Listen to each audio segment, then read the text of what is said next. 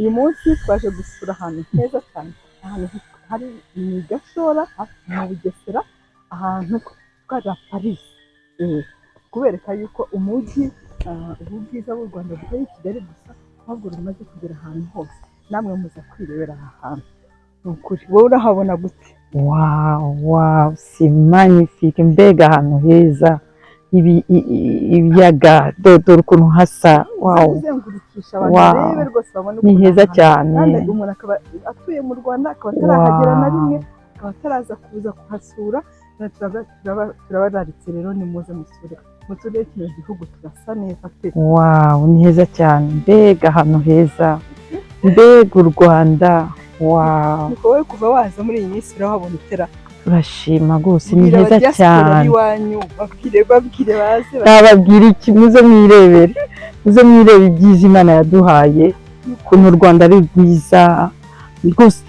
Noneho hano hantu Mana yanjye ni heza pe, kuruhuka. Ababishoboye bari kugura ibibanza, bakubaka, bakazana ubwenge bavanye hariya iwacu, tukabizana tukabigeza ahangaha, twubaka igihugu cyacu, tugaparticipa muri development y'igihugu.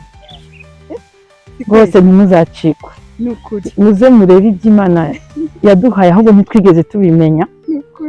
Muze murebe amateka yacu, igihugu cyacu.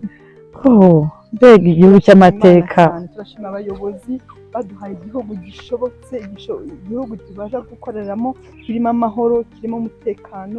Ni ukuri turashima kuba dufite umuyobozi nk'uwo Imana yaduhaye, kuko ntabwo ari ibintu bisanzwe, tukajya tubifata nk'ibisanzwe pe.